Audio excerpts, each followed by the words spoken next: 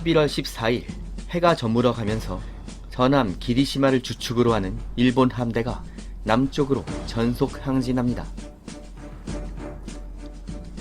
이들에게 내려진 임무는 핸더슨 비행장을 야습해서 파괴하는 것이었죠. 몇 시간 전에 헥터스 비행단의 공습에서 간신히 살아남아 후퇴했던 수송선 4척과 11척의 호위 구축함들도 해가 저물기 시작하면서 방향을 돌려 또다시 과달카나를 향해 항진하기 시작합니다. 속도가 느린 수송선단이 무사히 과달카날에 도착해서 물자 보급을 하기 위해서는 이날 밤 일본 함대가 핸더슨 비행장 파괴 작전을 반드시 성공시켜야 했습니다. 전함 기리시마를 주축으로 재편성된 일본 함대는 중순양함 2척과 경순양함 2척, 구축함 9척으로 편성되었으며 상당한 전투력을 가지고 있었습니다. 그런데 이 무렵 과달카날 해역에는 일본군이 예상하지 못했던 강적들이 나타납니다. 뉴칼레도니아를 출발해서 이틀 동안 달려왔던 미군의 전함 사우스 다코타와 워싱턴이 과달카날 동쪽에서 접근하고 있었죠. 잠수함의 보고로 전함 한 척이 포함된 일본 함대가 남진 중이라는 것을 알고 있었던 미 해군 사령부는 전함 워싱턴과 사우스 다코타에게 4척의 구축함을 붙여서 64 기동부대로 편성하고 과달카날로 접근하는 일본 함대를 매복 공격하라는 명령을 내립니다. 이 무렵에는 일본 함대도 64 기동부대의 존재를 눈치채고 있었는데 일본 함대는 미 함대에 전함이 2척이나 포진하고 있다는 것을 모르고 있었습니다. 아군의 전투력이 우세하다고 판단한 일본 함대는 64 기동부대를 먼저 공격해서 전멸시킨 후에 핸더슨 비행장 파괴 작전을 마무리하기로 하고 함대를 둘로 나누어 미 함대를 향해 접근하기 시작합니다.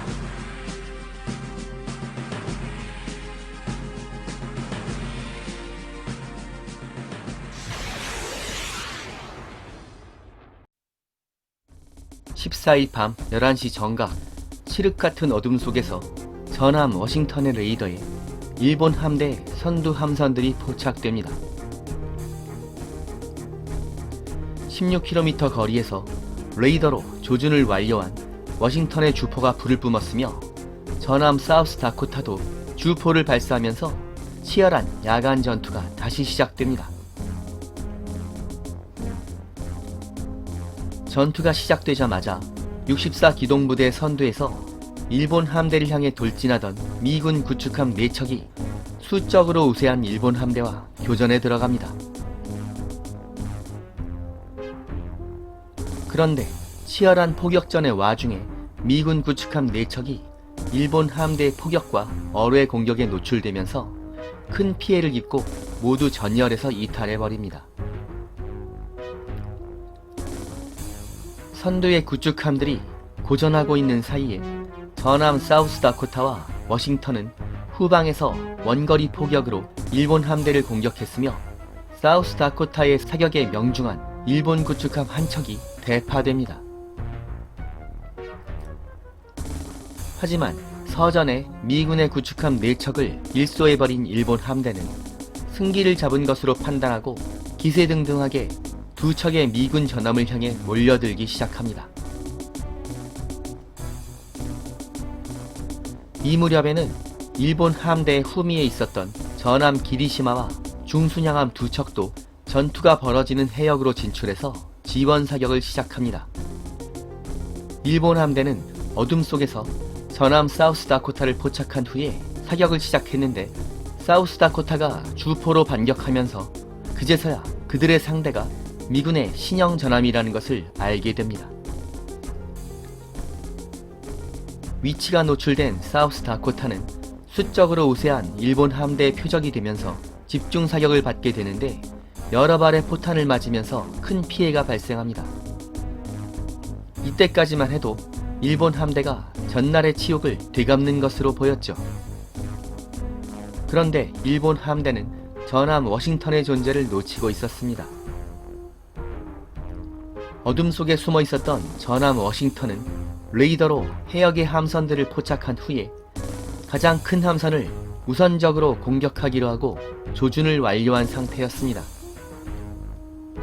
그런데 워싱턴의 레이더 요원들은 스크린에 잡힌 함선들의 피하 식별에 애를 먹고 있었습니다. 아군의 구축함들은 모두 전열에서 이탈했지만 전함 사우스다코타의 위치가 불확실했기 때문이었죠. 워싱턴의 함교에서 전투를 지휘하던 리 제독이 피하 식별 문제로 답답해하고 있었던 바로 그 순간, 일본 함선들이 사우스다코타를 공격하기 위해서 서치라이트를 켭니다. 일본 함선들 덕분에 사우스다코타의 위치가 확인되면서 워싱턴은 이제 마음 놓고 주포를 발사할 수 있게 된 것입니다.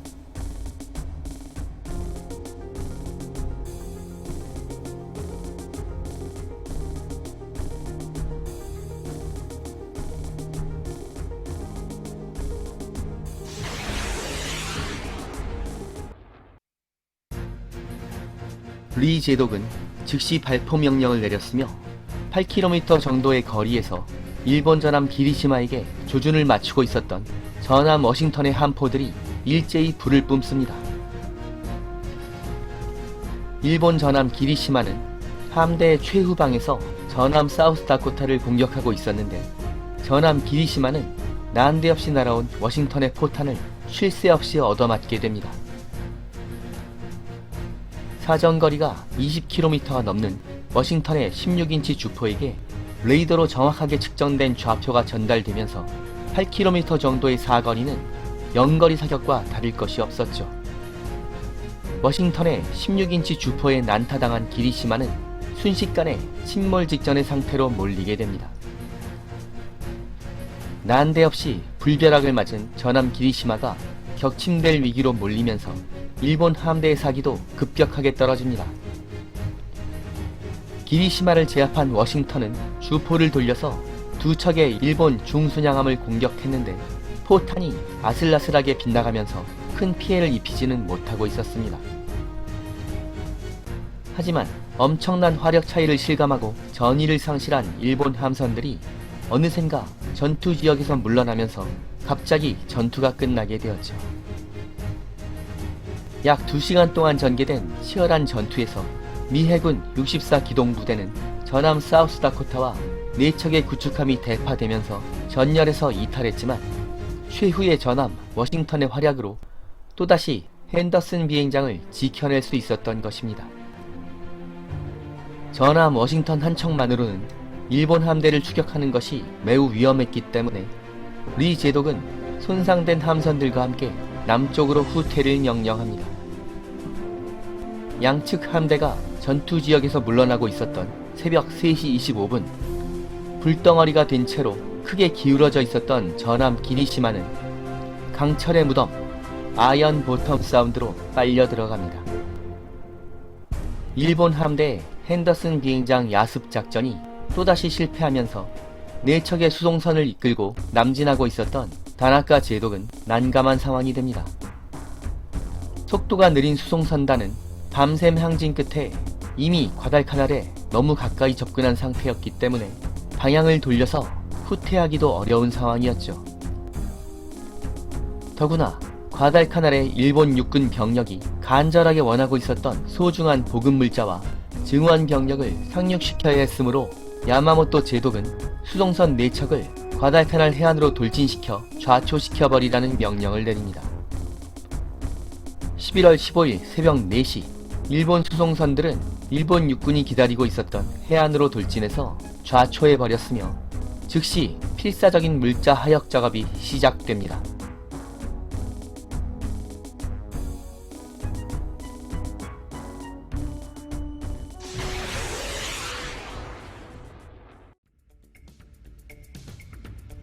하지만 새벽 6시가 되자 어둠이 사라지면서 항공기들의 엔진 소리가 들려오기 시작합니다.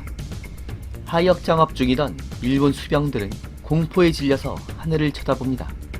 그들이 목격한 것은 마치 악마처럼 달려드는 캡터스 비행단의 항공기들이었죠.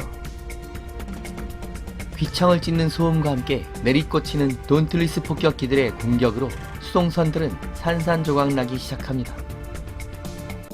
뒤를 이어 돌입한 에어라 코브라와 와일드캣 전투기들은 일본군들이 고개를 들지 못할 정도로 기총소사를 퍼부어대고 있었죠.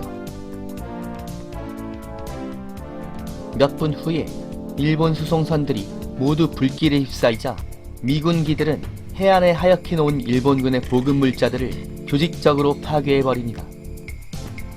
수송선들이 좌초한 지점과 핸더슨 비행장은 25km밖에 안 되는 거리였기 때문에 캡터스 비행단의 조종사들은 쉴 새 없이 해안으로 날아들어 폭격과 기총소사를 퍼부어대고 있었죠.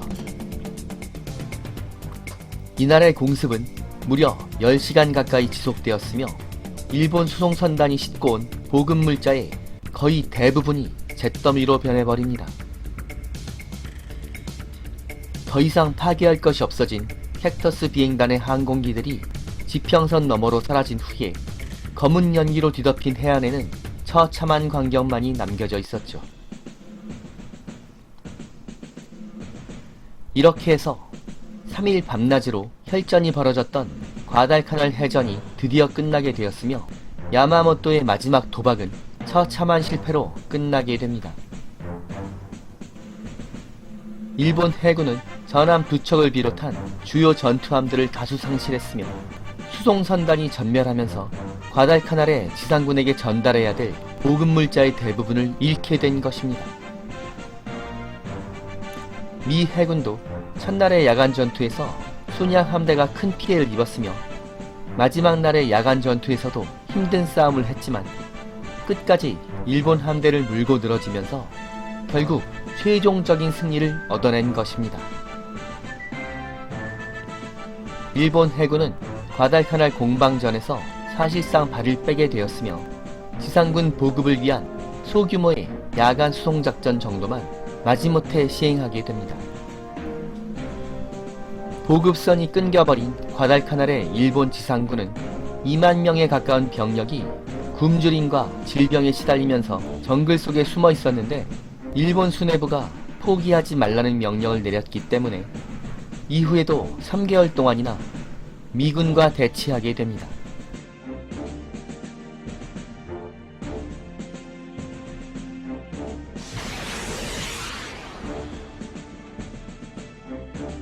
제로를 잡아라 시리즈는 다음 회로 이어집니다. 여기는 밀리터리 항공의 잡학 채널 불타는 하늘입니다.